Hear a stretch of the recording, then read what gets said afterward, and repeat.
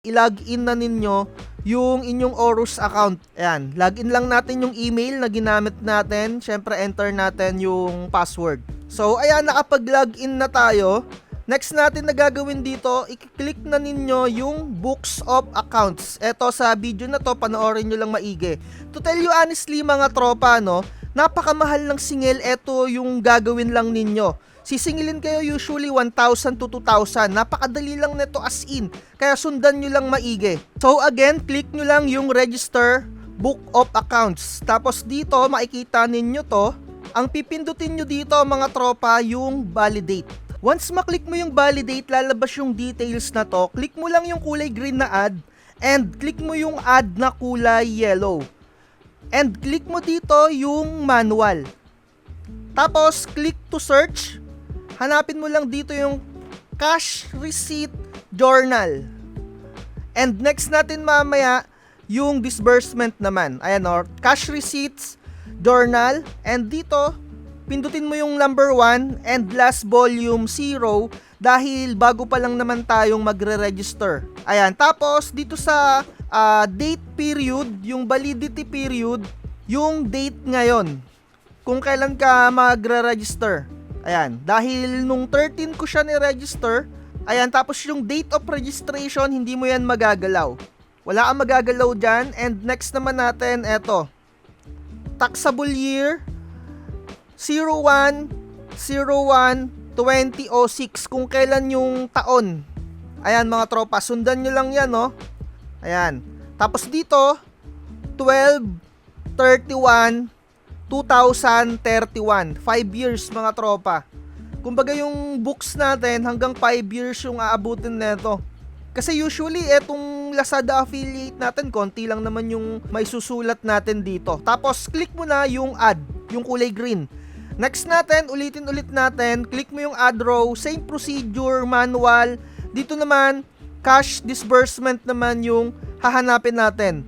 Cash disbursement journal, yung number 1 lang, eto, yan. Tapos sa quantity, syempre number 1 lang yung ating pipiliin dyan. Pindutin nyo lang yung 1 kasi first time lang tayo. And yung last volume 0. Alam nyo ba, mga tropa, sa procedure na to, naniningil yung iba ng 2,000 or 1,000. Kaya panoorin nyo lang to.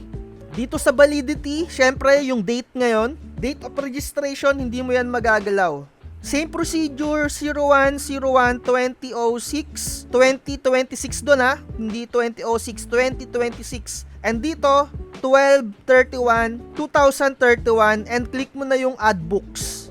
Once na complete na to, mga tropa, dalawa lang yung kailangan natin dito. Ganyan lang. And kiklik na natin yung continue. Yung iba gumagawa pa ng general ledger, pero yung turo sa akin nung tropa ko dito, eto lang, dalawa lang daw. Click mo lang yung continue, tapos dito wala ka ng iba pang gagawin dito. Click mo lang yung review. Once maklik mo yung review, lalabas yung details na ganito. Makikita mo dito yung checkbox na 3, yung nakakulay red dyan. Ayan o, basa-basahin mo lang, pero check mo na lang yan. Wala namang problema yan. Submit application. Nasa sa inyo kung gusto nyong basahin yung nakakulay red na text. Tapos maglo-loading yan ng ganito.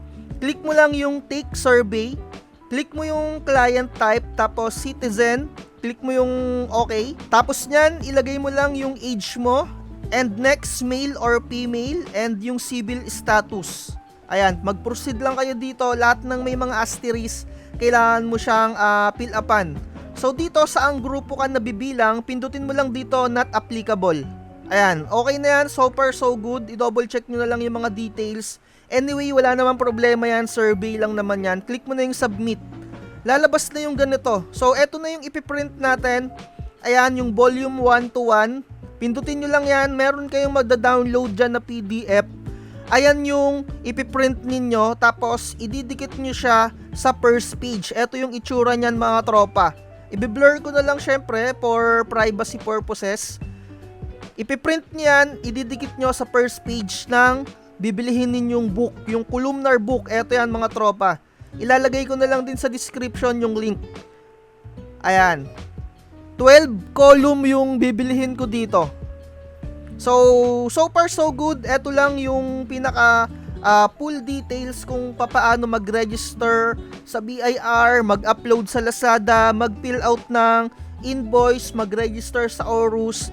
Kung tatanungin nyo naman ako kung paano fill outan yung book, yung bibilihin natin na columnar book, panoorin nyo na lang dito sa channel na to para maayos yung intindi ninyo, kasi etong magdi-discuss sa inyo na to, mismong accountant to. So ako pinanood ko lang din dito kung paano ko siya pinil-outan.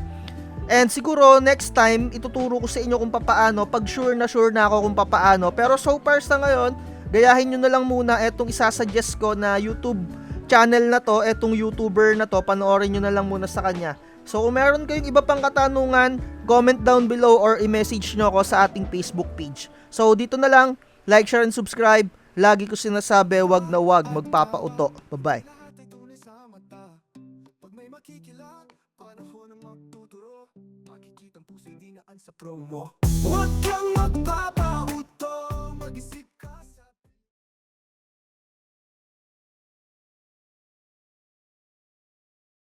Lahat ng nagpa-hype, siguradong totoo. Sariling landas